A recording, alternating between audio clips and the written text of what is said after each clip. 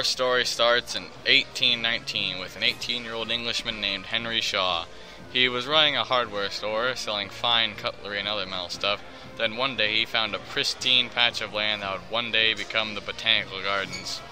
In 1851, with the funds from his lucrative hardware business, he began developing the property outside of his new country house.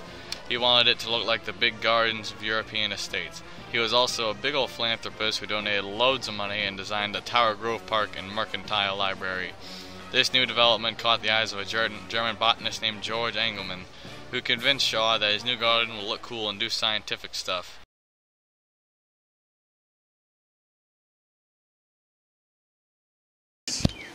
Hello, Shaw. We should turn this place into a science place. Wouldn't that be nice? Haha. And Shaw said, okay. And they did, and now it does science here as well as just look cool. And it was officially opened to the public in 1859. And it has continued to look cool and do science stuff for 159 years.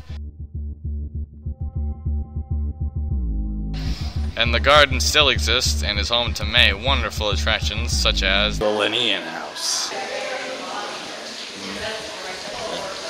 So generally speaking, this is a very historic area of the Botanical Gardens, because as we can see if we were to look behind me, as you can see the structure of this building is quite old because of the nature of the bricks and the glass ceiling. And the Ottoman Garden, which has many fine Turkic and Anatolian plants since St. Louis and Constantinople, I mean Istanbul, are at the same latitude. And here we have the original Botanical Garden entrance. It says 1858, although the park was finished about a year later. As we can see with this handy dandy historical photograph I have right here, you see the gate itself hasn't really changed much, except for the added glass over by there. And also the guy who was leaning there isn't there anymore, unfortunately. Shame, that dude seems so cool. And if you're looking through here, you can see the climatron inside of the Botanical Garden. Well, another thing that's changed is the surrounding area. Yeah, this wasn't there back when the park first opened. There are also the spectacular lily pools, which also have some cool statues. Here are some photos of how it looked in the First World War, back in 1917, and how it looked in the next one over in 1942, and how it looked in 1960 after the climatron was finished, and how it looks right now. Is that a woman riding a fish? Wow! As previously mentioned, there is indeed a woman riding a fish here, though it's actually a sea nymph called Sun Glitter. And here we have the classic two girls dancing. You can see they're just dancing, having a good time and stuff. Hey, look at those faces, those dead, emotionless faces. Actually, I don't know if they're having a good time. Look at that. Is that like the face of someone having a good time? Does that even look like a face? I don't know. And here we can see the fine and fancy 3 angel musicians. I wonder what song they're playing. It's so graceful and slight. I don't have any evidence for this, but I think the song they're playing is Who Can It Be Now by Men at Work. Such a great song and such great statues. You're probably wondering, hey, what's this big reflecting thing? And then you'd wonder, hey, what's this big dome thing doing in my Botanical Garden? Well, the thing is, it's not your Botanical Garden. And second, it's the climatron. And they do science here, because thanks to the contributions of Mr. George Engelmann, they do science here as well as just have a cool looking park that looks cool and attracts visitors from other parts of the state. Built in 1960 for botanical research, it is now a tourist attraction, which is basically Vietnam in a giant glass dome, or at least that's what it felt like. It is home to many jungle plants, extreme humidity, waterfalls, Viet Cong snipers, and rice paddies. Disclaimer, there are no actual Viet Cong snipers in the climatron, it is just a myth. Or the far more enjoyable climate of the temperate house, which accurately represents the Mediterranean and includes some fine imitation Greek ruins, complete with working fountain and statues. These guys mean business. And after all, they chewed through half of the sign. And here we have the entrance to the Chinese garden, or the Oriental garden if you want to get technical. There's a cool thing on the floor. That's pretty neat. That's another cool rock. Would you look at that? That's a cool rock. You got a tree. I think that's just a tree, but originates in the People's Republic of China. Not to be confused with the Republic of China, also known as Taiwan.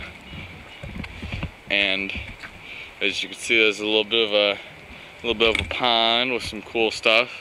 And if one East Asian inspired garden isn't enough, then you can visit the Japanese garden, which is the largest Japanese garden that isn't in Japan. It also features a pond, probably with fish, and many dry gravel gardens, which you are not allowed to step on. You don't go on them. There's also an island called Tios on it, but it is closed in the winter. If you are in the mood for a jolly old European forest frolic, then the English woodland garden is for you. It includes a small stream, statues, and lots of fine tea-drinking, weather-hating, Irish oppressing, empire-building, pessimistic British trees. There are also many smaller gardens, such as the herb garden, which has herbs. The Victorian garden, home of the Juno statue, that's right there. And as you can see by this here historical photograph right here that I am magically holding in my hand, it hasn't really changed much. And that's good, because this status quo is pretty neato. Ain't that right, Juno? Got them rhymes for days, boy. The Boxwood Garden, which has boxwoods and also acts as a maze for babies. There is also not one, but two residences of Henry Shaw. The first is the Tower Grove House, which is what Mr. Shaw actually built the garden around. It was constructed in the 1850s, and the second residence was Henry Shaw's city residence, of which they pulled a Patrick Star and took the house and pushed it somewhere else. And by pushed, I mean that they disassembled it and reassembled it in the new location. It is also much bigger than Tower Grove House.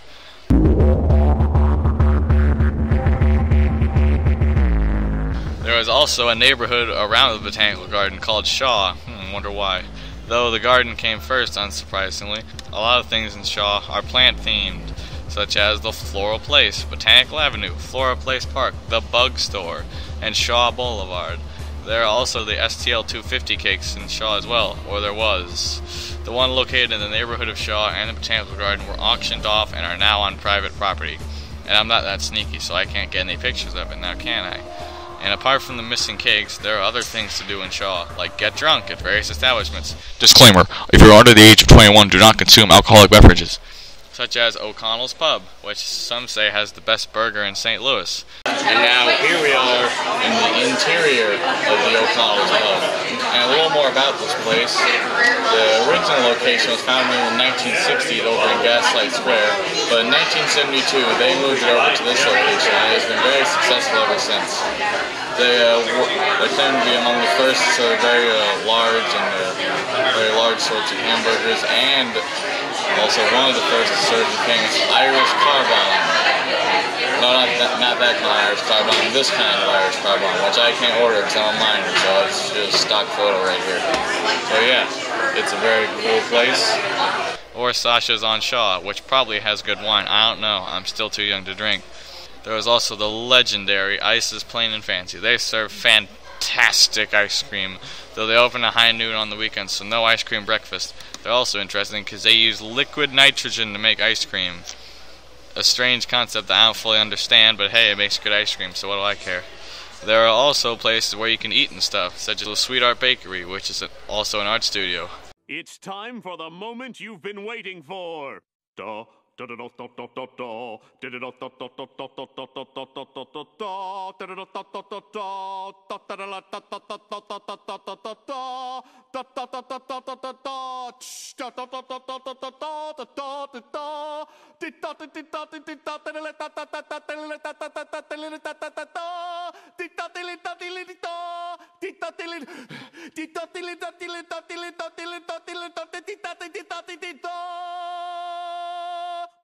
World's Fair Donuts, which has some of the best donuts in the entire hecking universe.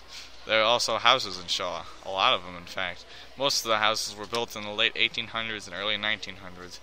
Basically all of them are made of brick because after the big fire of 1849 nobody wanted wooden houses. There's also a big old church in St. Margaret's called St. Margaret's Church of Scotland. And there's also a Catholic school of the same name. There's also a dog park with a lot of good boys there at any given time. Yeah, good boys. There's also a bug store, which no longer sells bugs, unfortunately, but they do sell other cool stuff such as socks, which I bought a pair and they're pretty good. And to think that all of this started just because of a man named Shaw. Henry Shaw.